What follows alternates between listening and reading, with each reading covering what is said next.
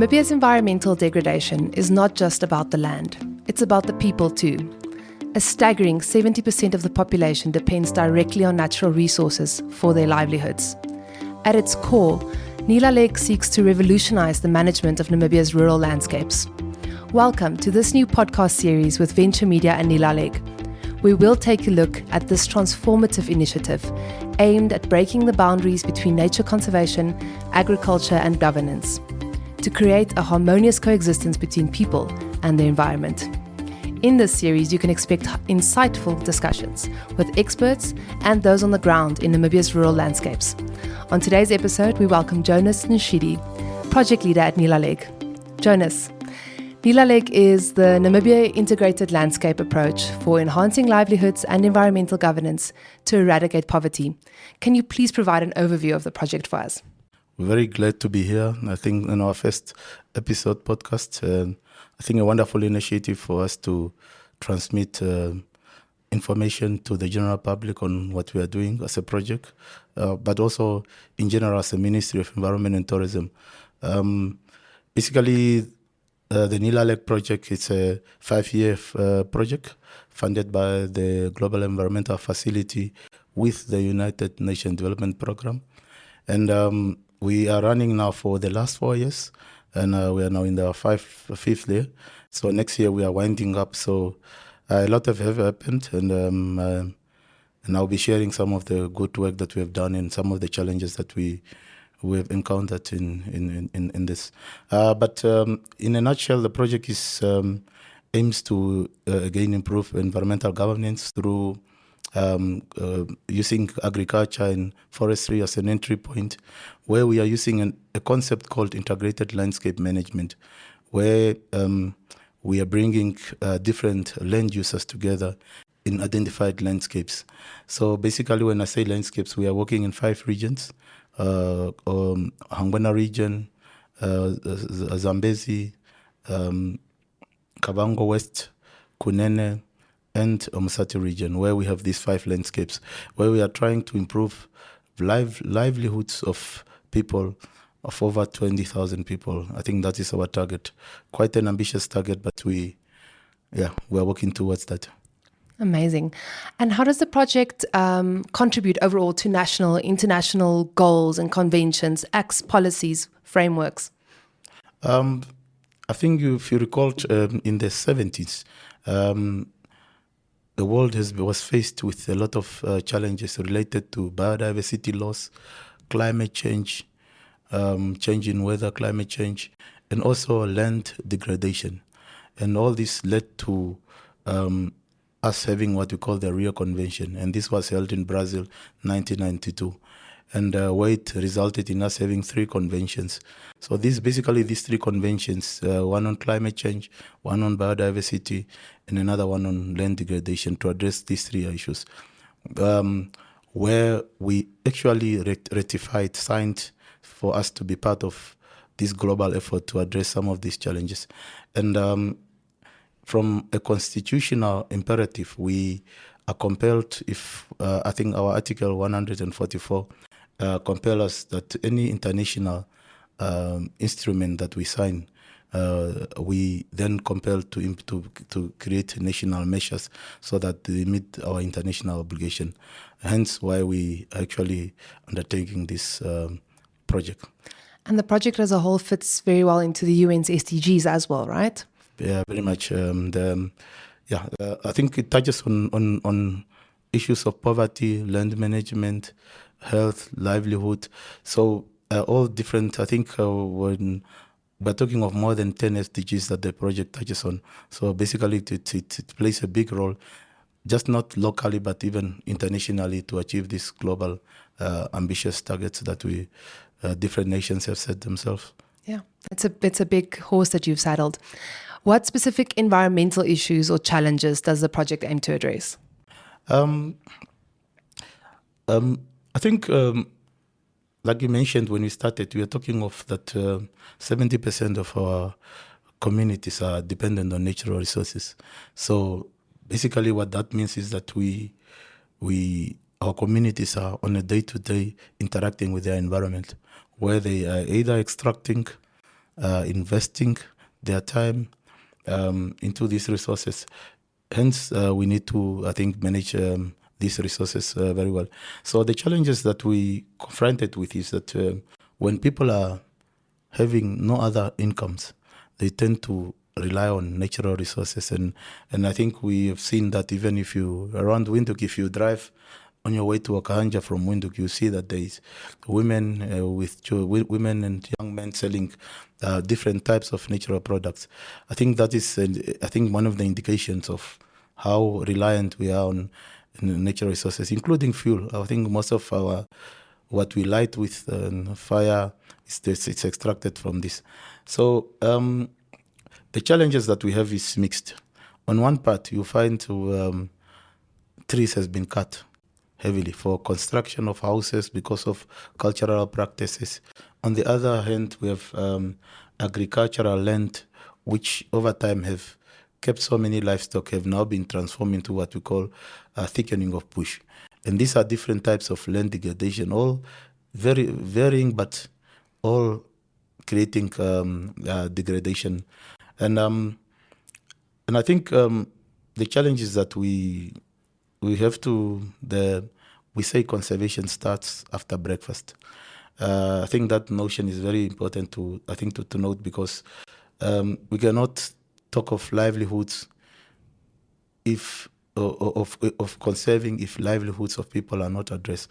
So basically, the issue of striving the balance between the social, the economics, and the environment has to be strived, and that's where the issue of sustainable development comes in. So basically, and seeing people as part of and not separate from nature.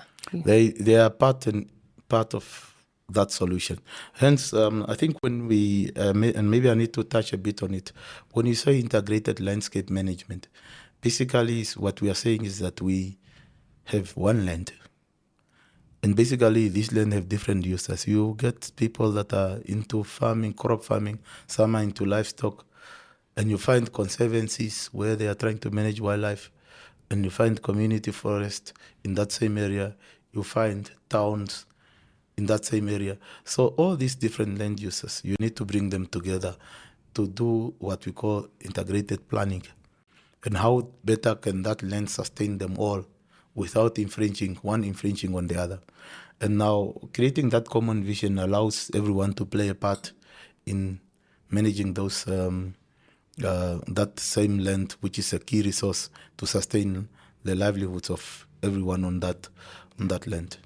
And in my personal opinion, a wonderfully African approach to it, where we are all interconnected.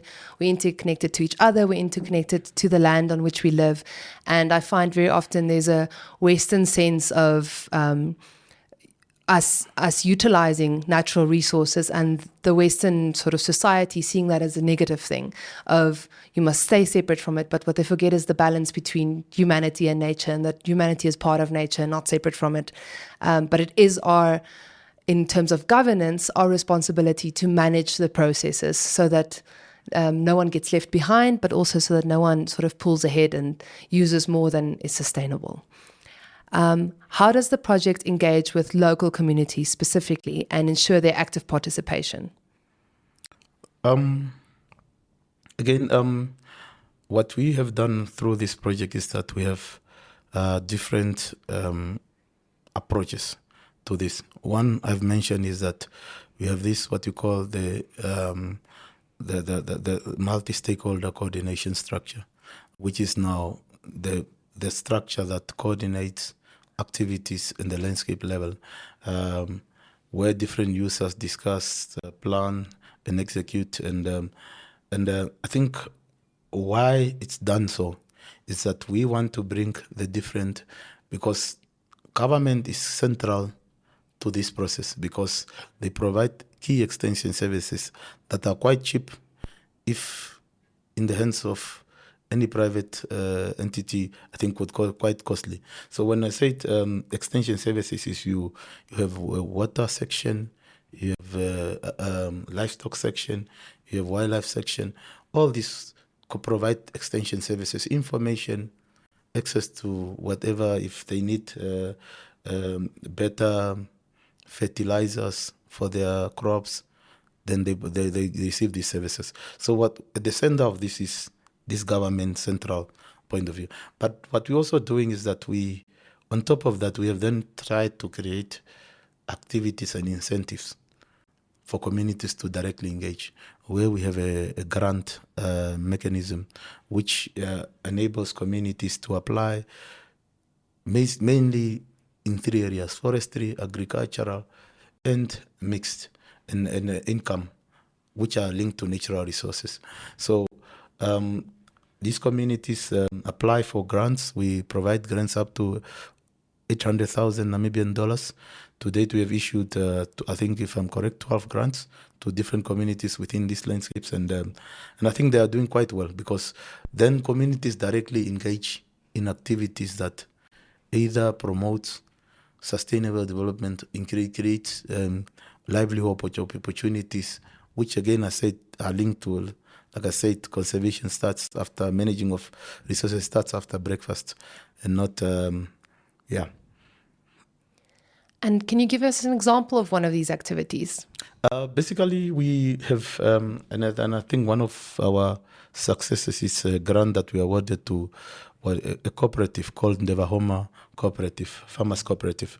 This is based in Okongo landscape. They have, for over the years, they've had the auction kra, a livestock marketing facility, but this was not up to standard. So what we have done with us grant is that they have invested all that fund into upgrading this auction kra.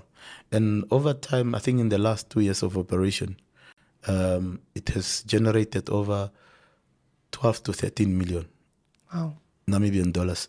And I think that's quite substantial, because one of the things that, when we're talking of land degradation, is that we have sometimes keeping a lot of livestock on the land, and there are no mechanism to have off-takes. And one of them is now this: when you have create opportunities where farmers can be able to create to off-take their livestock and get income from it. I think it's an ideal, because what we are doing is also reducing pressure on the land, but at the same time allowing farmers to have something in their pocket that they can reinvest back in either quality breeds, invest in other, whether it's feed lots where they can feed more animals. So I think this provides that opportunity. Yeah. But I think it's not only that, but I think there are many other initiatives. For instance, in Rokana, we also have an income generating activity with it's a women project run purely by women, on where they are doing what do you call it, pottery, and it's an income generating activities. But I think the other thing is that all these fertilizers that are there, they are also then sold to other farmers. But it's one of those great opportunities for farmers to engage. But also others, and I just don't want to focus on income generating. There are other initiatives, for instance, where we are generating animal feed, and animal feed, and another initiative in Kavango West landscape. We call it Nkulibere. It's where I think over 250 people have now engaged in what they call devil's claw harvesting, and here we talk of providing training to these communities, and then also then giving them the necessary materials for harvesting, because what you want is a resource to last longer, and sustainable harvesting of this resource. And last year they have generated over 370,000 Namibian dollars, so quite significant. But if better managed, and we are trying to give that opportunity to say, if resources are better managed, they can provide opportunities for communities. And if communities are organized in formal groups where they can trade, can engage as a group, I think that gives them ideal. And I think the issue that we are emphasizing is being organized, so that the resources are better managed, but we also have a common aspirations and And tell me, what does the gender balance look like within these projects and communities? How is the project actively encouraging gender mainstreaming? Gender is quite a a big thing. I think now there is, within this project, our project, we are actually compelled to enforce gender issues. And when I say gender issues, that I think the target is that the 20,000 people that I've mentioned, at least 50% should be youth and women. And I think that is the way we operate. Sometimes there might be challenges because of cultural practices, but I think those are the issues that we take into cognizance when you're operating in such dynamics, because it's not, in some community settings, tasks are allocated depending on gender, and sometimes we have to be sensitive to not infringe on some of their culture, common practices, but to find a way, how do we bring all the different target groups on board so that they play a role in this. But we recognize that most of the work done directly on natural resources, women are actually on the forefront of that, whether it's harvesting of natural products and creating perfumes, all these different products that we see. So I think it's imperative for us to have them at the center of all this, of managing of our natural resources. Yeah, for sure. And in the environmental sector, we've learned over many years of experience that you can't work in silos, right? You need partnerships and other organizations to support. So what are some of the partnerships and organizations that enhance Nilaleg's project effectiveness? This project is actually not just implemented by the Ministry of Environment. The Nilaleg project is actually implemented in collaboration with the University of Namibia. One of the activities that we have is linked to research. And what we want, when I was saying the 3 Rio Conventions, under those conventions, we have an obligation to do periodical reporting. But I think this is informed by science. And what that requires is that we need to partner with academics so that we do research that informs our reporting so that it's accurate and that it's up to standard and we meet international obligation. At the same time, what we want to do is that we want to upscale this integrated landscape management approach across Namibia so that I think wherever we are operating, other people can also, I think, see these benefits and be able to benefit from. So we are also having a partnership with the Environmental Investment Fund that is on sustainable financing for upscaling integrated landscape management, where we are building business case for more investment. For instance, we are working with the Environmental Investment Fund and the National Youth Service on a charcoal project, youth charcoal project. And this is going to be a work program that we hope that once we are able to demonstrate to government that more investments and there's opportunity in the charcoal industry for the youth. At this current rate, there's a very high youth unemployment. And I think some of those are very low-hanging fruit in which, as a government, we can engage in to ensure that I think our youth can be able to benefit from. So we have an investment of over 14 to 15 million that with the National Youth Service on one of their farms, trying to at least have 3,000 hectares restored. When I said restored, is that this is an area which is bush infested. Now we're trying to create open areas so that I think grass is able to come up, increase yield in terms of livestock farming, or because it's mostly of those farms are for livestock purposes. Yeah. So and again, we are sustainability of this project. We are mainly working directly with the regional councils because of the decentralization policies. Most of the government organs, such as Directorate of Extension Services, Engineering, Water, Directorate of Veterinary Services, Forestry, are mainly under the regional councils. For continuity, because activities are linked to these different directorates, we then work with the regional council because those we have to continue beyond the 5 year of the project so that the necessary extension services is provided, because this project is just a catalyst to demonstrate that if we do certain things in certain ways, we're able to achieve this, and this can be upscaled by government. So it's more a catalyst than, yeah. And you're putting systems in place and blueprints in place and frameworks in place that can be copied and multiplied and expanded on for future generations. Exactly. And I think most of the activities that we are doing is we don't do anything without protocols. And these protocols are documentation of what we have done, so that any other person comes tomorrow is able to refer back. And if it needs to be improved, I think there's a reference point for it. And I think that is at the center of this is the sustainability documentation, so that that continues beyond. That's wonderful. And it's positive change on a governance level. It's positive change for people on the ground, in rural communities. And we've talked about the economic incentives, the sustainable use practices that are being multiplied. What other positive changes does the project have on local communities, or does it aim to achieve for local communities?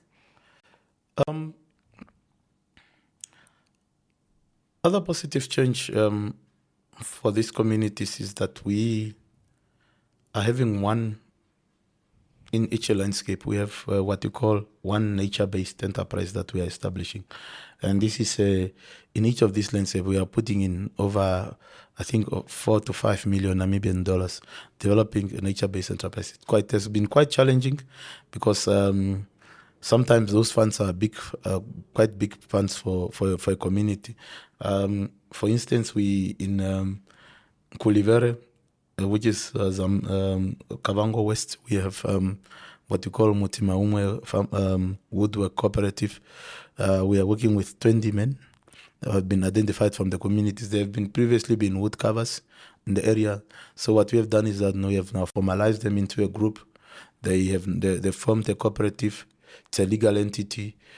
We have now begun constructing, I think, to a value of 3 million, a carpentry workshop in Pungu, and we have bought processing equipments worth 1.5 million. So quite a big investment. But what we are doing is that we are linking them with the vocational training. For instance, in this regard, we have entered into a partnership with a Nana Vocational Training Center, where they are mentoring and providing guidance to this cooperative. We would have hoped that the vocational training center that is envisaged in Kurenkuru was operating, so that I think it's easier for them to work. But that is not. Still, I think, work in progress. So we are working with another vocational training. But I think it's one of those that then we are taking out, mentoring communities themselves to be able to produce this. But I think another one is also in Okongo, a similar carpentry workshop, but they have already started. I think one of the things that they have is a community forest. And they have big logs, trees in the community forest. But I think through sustainable, because what we do is we do forest inventories. And every year they are given total allowable cuts, how many trees they can cut out, so that they can be processing tables, woodwork, but also using their natural resources, not just conserving, but sustainably using them. And they have, I think, have got contracts now, I think 2-3 through schools, where they are now manufacturing their chairs, their tables. And I think this is positive, because we no longer need to export tables, chairs from South Africa and elsewhere. But I think we add value to the existing resources that we have. And I think those are some of the positive change. But also the mentoring aspect, where we bring in, for instance, we have specialists that are recruited by the project, agroforestry pro specialists, and they are training communities, and we are making provisions for what you call boss to cost machines, and all these different landscapes where they can produce their own feeds, sell them to the farmers that want. And these are youth, led by youth. So those are some of the positive aspects, I think, that we are seeing in the communities. It's incredible. It's skills development and education and job creation all in one. Definitely. That's wonderfully positive. Jonas, share some of the lessons that you've learned through the application of the project, especially when it comes to environmental conservation efforts. I think all in all, it's when we designed this project, the project was designed, we took note that if extension services is not functioning, we are not able to provide services to our rural communities. And when you say services, it's information. It's where to buy what they need. For instance, where to buy fertilizers, seeds if they need to grow. If the cattle is sick, who they can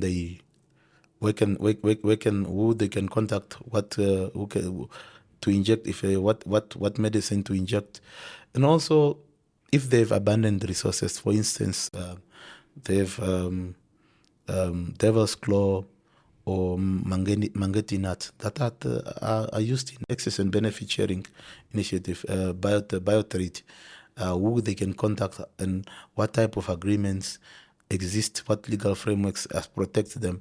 I think those are very important aspects. But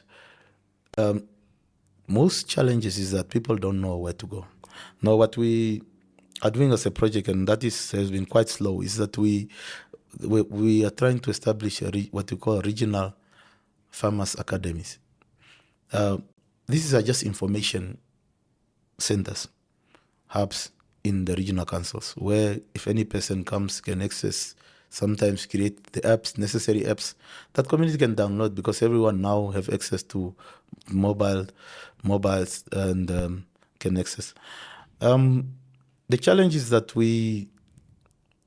I think working with people that also have their own mandates already, and those are our officials, it's very difficult to just bring them on board. So we need to create a good environment for them to, I think, see that this is for them. It's assisting and enhancing their work, so that I think we are able to deliver better service. I think it was quite challenging. In some areas, I think you find some areas that your political heads, the regional councils, are able to take up, councillors are able to take up the work, the initiative themselves. In others, quite slow. But that, again, we have to overcome and see how we can all work together, so that I think the most important thing is achieved. But what I've not mentioned, I think, and most importantly, is that most of the time we come to communities and have all these good plans, good design.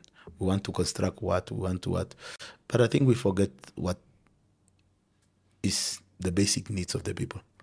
And those needs, if they are not addressed, it's very difficult for people to absorb or internalize what you are talking of. We want to build big infrastructure buildings, and we forget to address the issue of water. So we realized that I think we need to address some of those basics. So we have done a lot of investments in water provision, maintenance. And I think when I say investments, is in this 5 landscape, we have over, I think now 16 million worth of funds that we have directly into this water infrastructure in the 5 landscapes. And I think people start accepting that. Then they realize that this project is actually linked to whatever we are doing, and we can absorb and we can assist and we can play a role, because they see the value in it. And I think it's quite important, because once that we don't get those basics right, any other project you find challenges, and those are challenges of project not being accepted by the communities, because they don't see that value that it brings on. Yeah. Well, there's certainly a lot of value, and there's a lot of value to be learned from the lessons that you're teaching. And we are excited to visit all the landscapes in the coming months and hear from the people on the ground what their takeaways are and what they've learned. And there's obviously a lot of unpacking of opportunities and a lot of collaboration that's happening in the project. Thank you so much, Jonas. Anything specific you're looking forward to for us in the future of the podcast, and individuals we're going to be speaking to, and what we'll learn from it? I think for us, it's important, I think, for the general public to hear from the horse mouth. And I think we look forward to hear from what the communities have to say on the project, and we're hoping that I think it's also going to be in all different vernaculars, so that I think the different radio stations are able to digest and see, and different viewers, listeners are able to hear how other communities are doing in terms of government programs that we have that supports their day-to-day livelihoods, and what are some of the challenges, and how do we overcome them and improve them, so that I think as a society we are better off, I think, from 10 years from now, because I think based on those suggestions that are made at the local level. So I think we look forward. We are very excited, and I think you'll be hearing from local, national, and hopefully at some point we also have maybe our minister here, just to talk to, I think, so that he also give his views and what he thinks of the work that we are doing as a project, but also not just as a project, generally different government programs that we have under the ministry, and our different partners that we work with. So thank you very much for having us, and again, quite excited, and to the listeners, I think you look forward to more exciting information sessions, and feel free, I think, to contact our ministry so that we can be able to, if they require more information, and we are ready to serve the nation. Wonderful. Yeah. Thank you. And we will follow this episode with many more that will unpack the wonders of Nila Lake as a project and how we are building a more sustainable future in Namibia together.